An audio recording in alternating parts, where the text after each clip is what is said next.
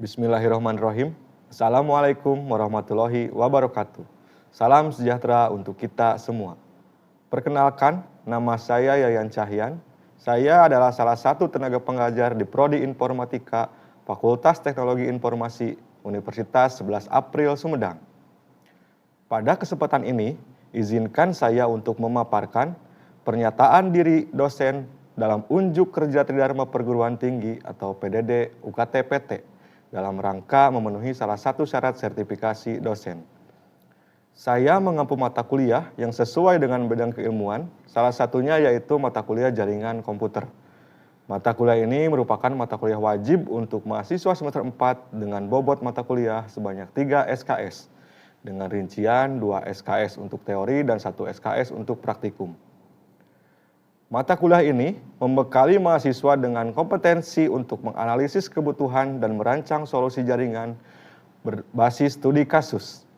Pembelajaran mencakup topik fundamental seperti arsitektur jaringan, protokol komunikasi, dan pengelolaan jaringan, yang kemudian diaplikasikan pada keterampilan teknis praktis seperti konfigurasi perangkat dan troubleshooting menggunakan software simulasi standar industri seperti Cisco Packet Tracer.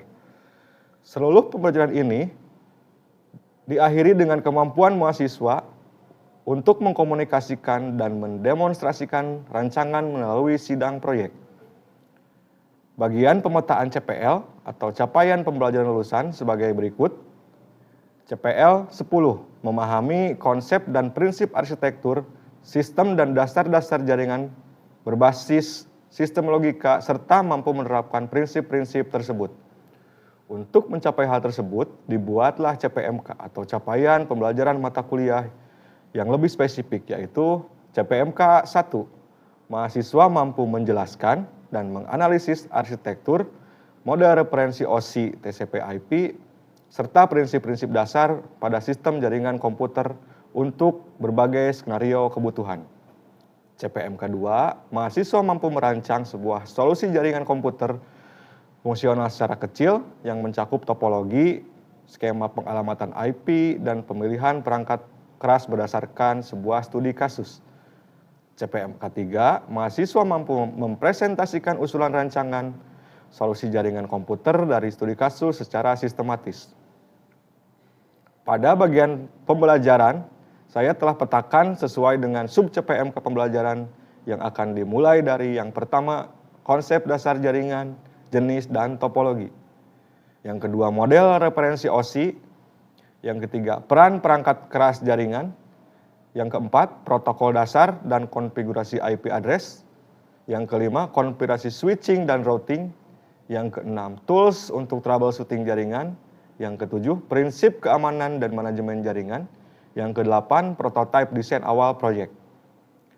Pada bagian pustaka, materi perkuliahan ini menggunakan pustaka utama, yaitu mengacu pada beberapa e-book, dan pustaka pendukung mengacu pada modul yang saya kembangkan.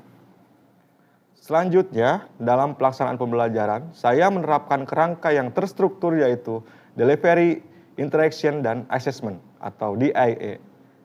Pada aspek delivery, menggunakan metode ceramah interaktif yang ditambah dengan studi kasus untuk memfasilitasi pemahaman mahasiswa.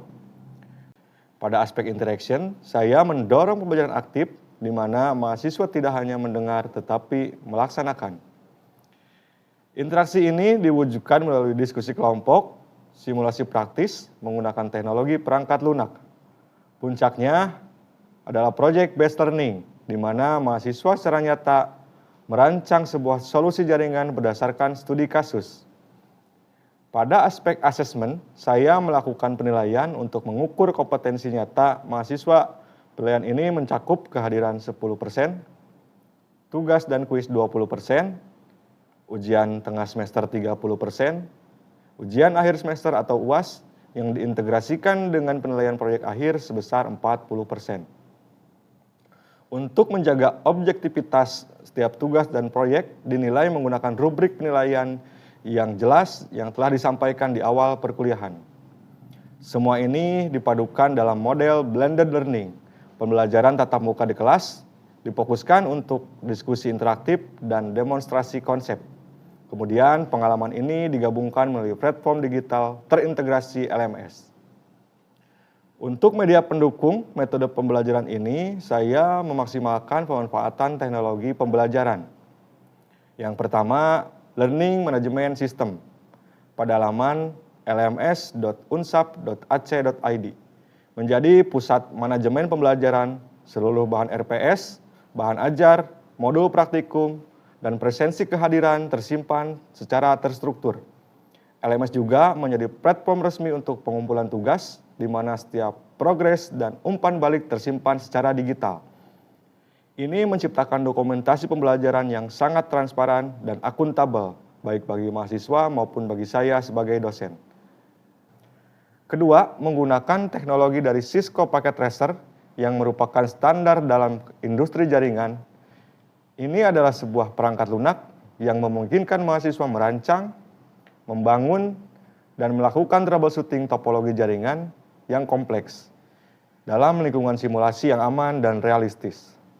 Ketiga, menggunakan penunjang berupa platform asesmen formatif berupa quizzes untuk menciptakan sesi kuis yang interaktif bagi mahasiswa menggunakan virtual meet, penyimpanan cloud, juga menggunakan grup chat untuk koordinasi dan konsultasi mata kuliah di luar jam perkuliahan.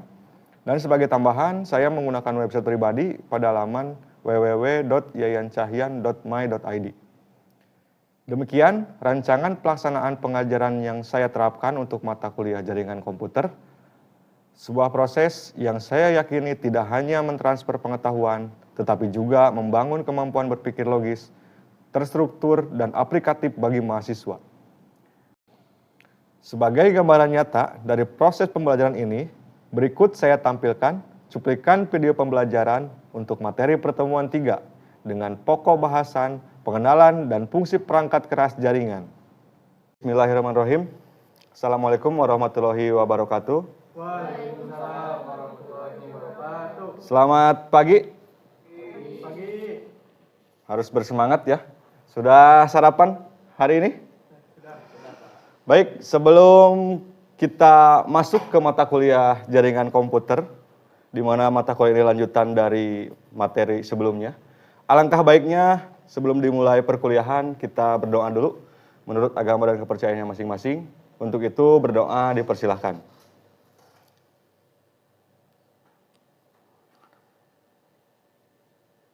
Berdoa selesai.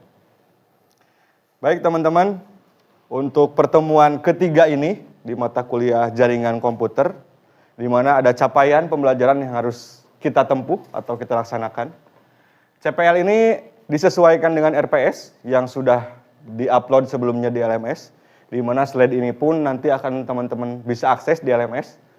Yang pertama, mahasiswa mampu menjelaskan macam-macam media transmisi, yaitu transmisi untuk jaringan komputer. Yang kedua, mahasiswa mampu menjelaskan fungsi dan peran perangkat jaringan. Sebelum kita masuk ke materi, jadi silakan teman-teman keluarkan handphonenya, kita absen dulu untuk persen kehadiran.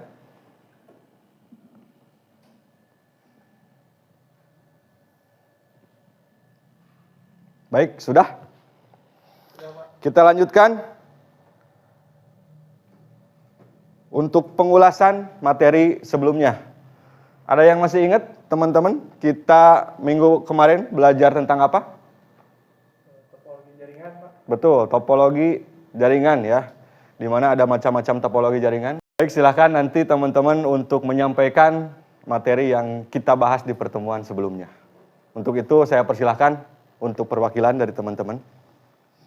Dari pembahasan minggu kemarin, saya jadi ngerti pentingnya memilih topologi yang tepat. Soalnya, topologi bisa mengaruh ke kecepatan, stabilan jaringan. Kalau salah pilih, bisa bikin jaringan gampang error atau bahkan susah untuk diperbaiki. Jadi, topologi itu bukan cuma teori, tapi penting juga di dunia nyata. Untuk pokok bahasan minggu ini, di mana terdiri dari 3 pokok bahasan. Yang pertama yang akan kita bahas adalah physical layer, kemudian transmisi pengkabelan, yang ketiga transmisi nirkabel atau tanpa kabel, atau biasa kita sebut dengan wireless ya. Teman-teman silakan dilihat, ada 3 jenis transmisi kabel untuk jaringan komputer agar saling terhubung ya. Yang pertama ada kabel UTP atau biasa digunakan untuk jaringan komputer. Termasuk di laboratorium ini, teman-teman bisa lihat di bawah meja teman-teman, di bawah komputer teman-teman ada jaringan UTP. Biasa kita sebut istilahnya dengan kabel LAN ya, atau Local Area Network. Yang ketiga ini kabel yang sedang sekarang booming atau sekarang banyak digunakan. Namanya kabel fiber optik. Ini digunakan untuk jaringan internet rumahan, biasanya menggunakan kabel fiber, di mana serat fiber itu seolah-olah tidak terlihat, artinya ada kabel transparan di sini yang terhubung ke rumah teman-teman. Biasanya untuk kabel rumahan itu menggunakan kabel fiber optik. Di mana dari ketiga kabel ini ada spesifikasinya masing-masing ya. Yang pertama kabel UTP ini hanya bisa digunakan maksimal 100 meter. Kecepatannya 10 sampai 100 Mbps. Jadi jika teman-teman menggunakan kabel ini tidak bisa lebih dari 100 meter. Kecuali kabel ini digunakan untuk skala rumahan atau skala kecil atau areanya kecil ya. Ini bisa menggunakan kabel UTP. Untuk koaksial jangkauannya bisa nyampe 500 meter ya. Jadi ini bisa lebih panjang dibanding kabel LAN atau Local Area Network. Untuk kabel yang jangka panjang atau jaraknya panjang melebihi dari UTP dan koaksial ada namanya fiber optik. Fiber optik ini bisa nyampe 3 km atau 3.000 meter ya jaraknya. Ini digunakan di tiang-tiang, biasanya di tiang-tiang di rumah teman-teman ada kabel ini yang melintas ya. Selanjutnya ada yang namanya hub. Hub ini digunakan sebagai penghubung. Digunakan untuk penghubung, membuat topologi jaringan seperti yang sudah kita bahas di pertemuan sebelumnya tentang topologi jaringan. Hub ini merupakan salah satu media untuk keterhubungan atau keterikatan antara satu komputer dengan komputer lainnya. Teman-teman simak gambarnya, ini ada yang mirip lagi, namanya repeater. Repeater ini fungsinya untuk menambah jaringan, suatu jaringan. Nanti akan kita ulas ya, apa perbedaan hub, repeater, dan switch ya. Yang selanjutnya ada switch, bentuknya mungkin teman-teman secara kasat mata hampir sama dengan hub ya. Sama ada port untuk soket LAN-nya ya. Di sini ada beberapa port. Kita lihat di sini ada 8 port untuk satu bagiannya, ada 24 soket atau port yang bisa digunakan untuk switch. Jika teman-teman ingin melihat switch secara langsung ada di depan kelas teman-teman. Kebetulan kita ada di jaringan komputer di lab ya. Ada di depan teman-teman, itu salah satu contoh switch agar satu komputer dan komputer lainnya ini bisa saling terhubung. Konsep dasarnya ini mirip hub, mirip ya, dalam artian mirip, tidak sama seperti hub tapi mirip, yaitu untuk menghubungkan satu komputer dengan komputer lainnya. Kemudian switch juga ada penambahnya di sini.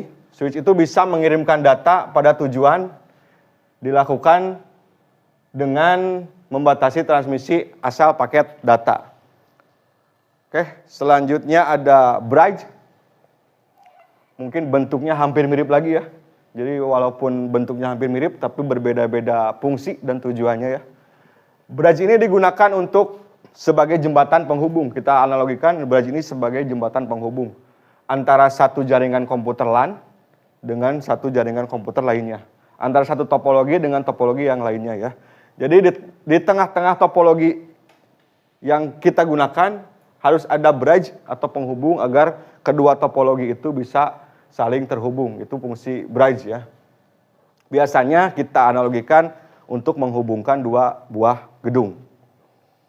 Modem ini secara definisi yaitu mengubah sinyal digital menjadi sinyal jaringan, yaitu yang bisa kita akses, yang bisa kita gunakan di perangkat kita, entah itu di tablet, di handphone, di PC, atau di laptop, itu menggunakan awalnya gerbangnya dari modem.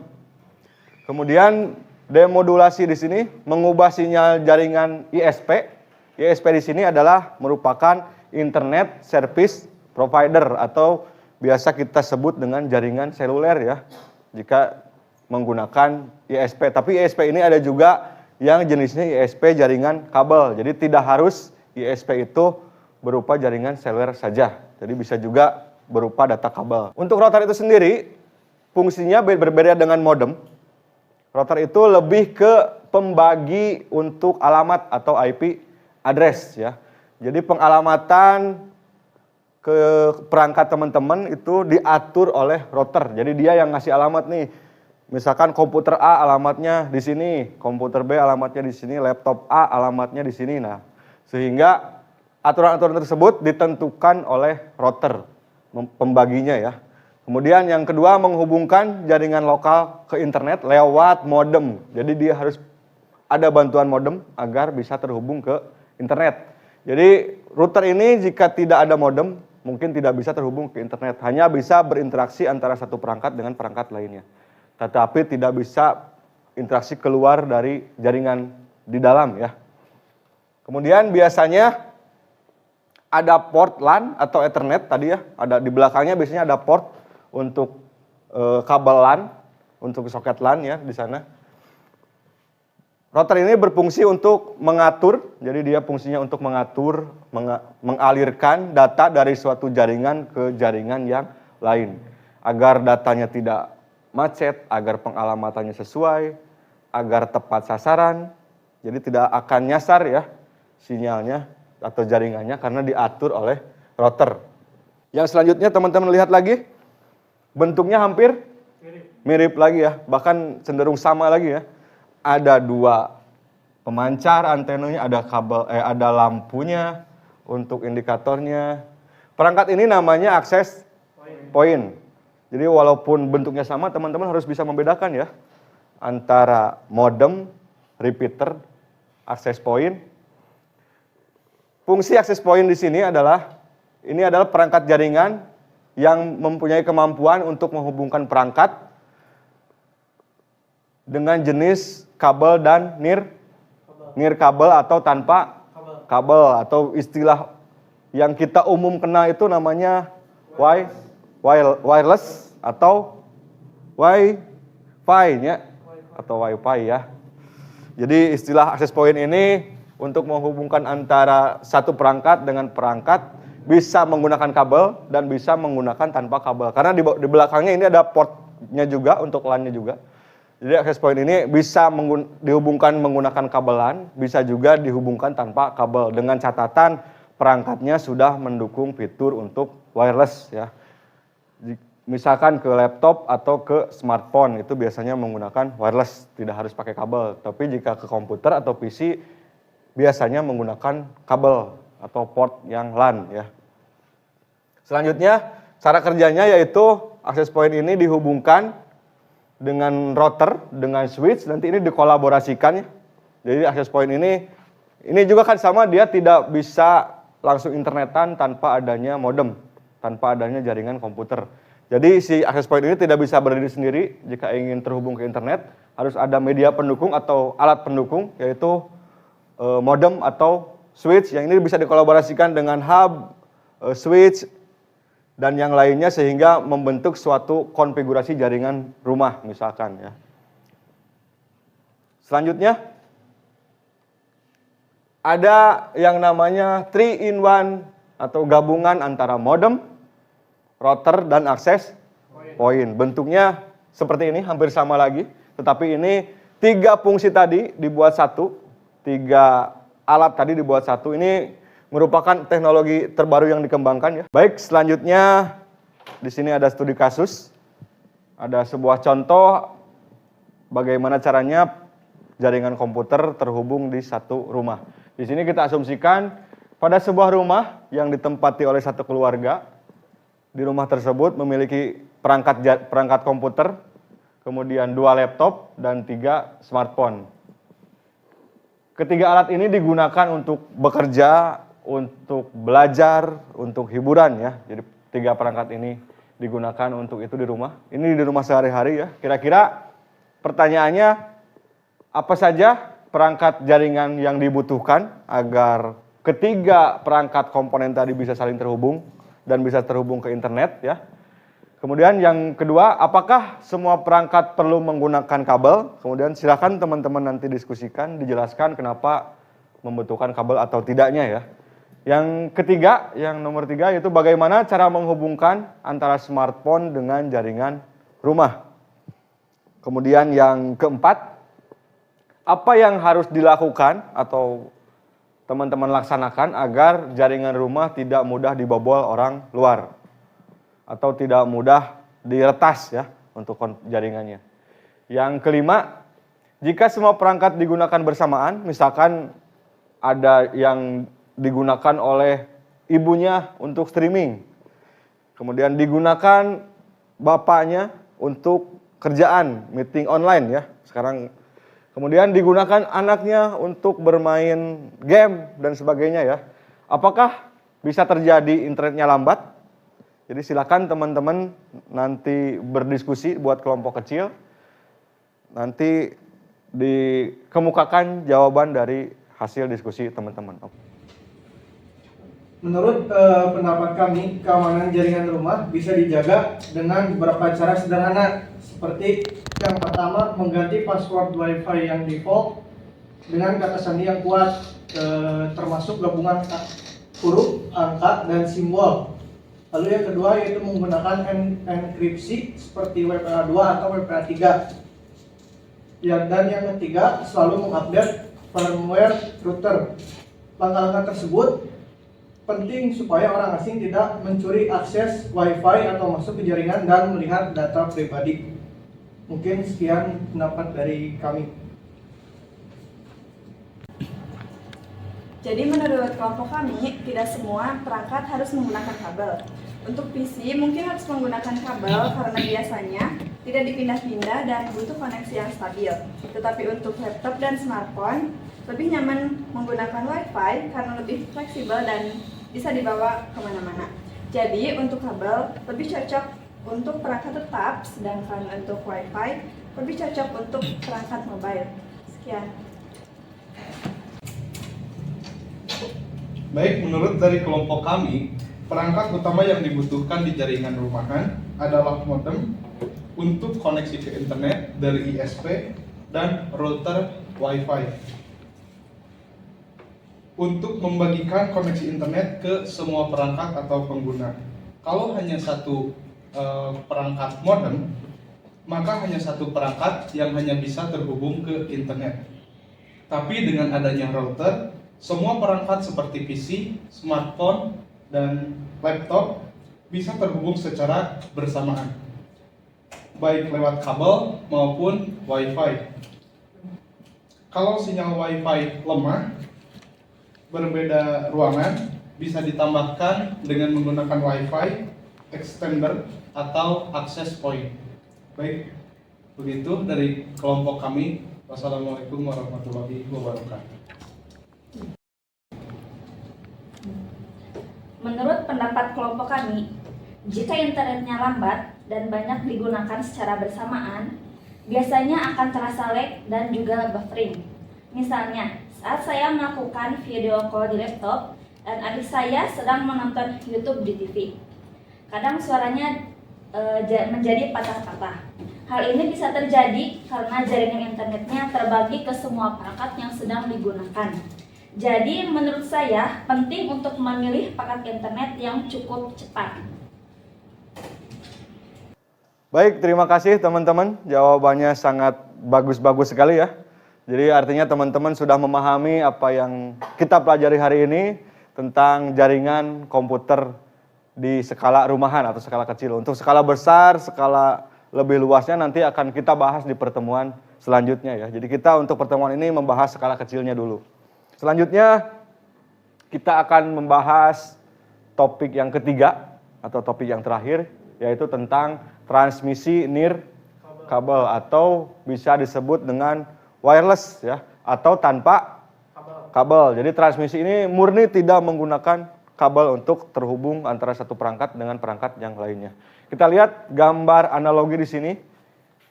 ada perangkat-perangkat di sini bisa saling terhubung tanpa menggunakan kabel. Teknologi-teknologi yang digunakan, teman-teman kira-kira tahu icon-icon apa saja yang ada di sini? Ini ada gambar icon apa? Bluetooth. Ini untuk Wi-Fi atau wireless ya.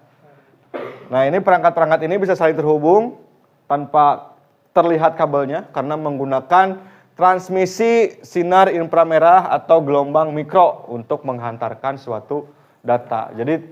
Jadi perangkatnya tidak terlihat atau perangkatnya tidak kasat mata ya.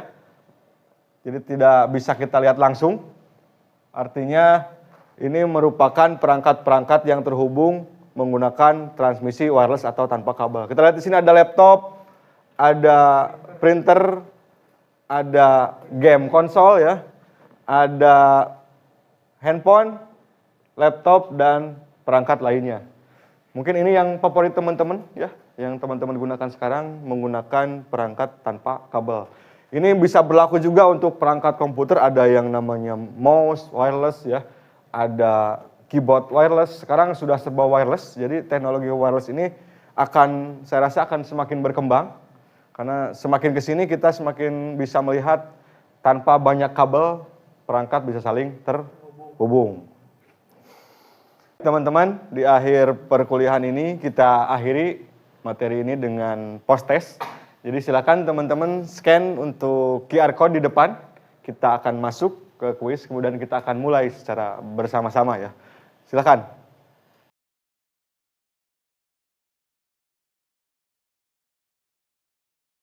Baik, sudah masuk semuanya. Kita mulai.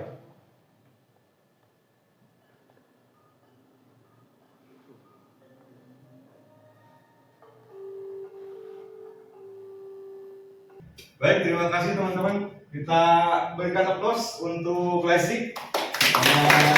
Kesimpulannya dari pertemuan hari ini yaitu perangkat jaringan komputer merupakan komponen yang paling penting dalam membangun dan mengelola sistem jaringan.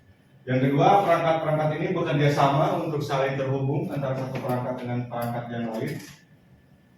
Ada aturan lalu lintas, ada aturan yang berlaku di sana, serta menjaga keamanan dan efisiensi komunikasi dalam suatu jaringan. Baik, teman-teman, kita ada di akhir pertemuan. Untuk pertemuan selanjutnya, silakan teman-teman baca di LMS agar setelah nanti kita masuk, teman-teman sudah ada gambaran untuk pertemuan selanjutnya. Kita akhiri pertemuan hari ini.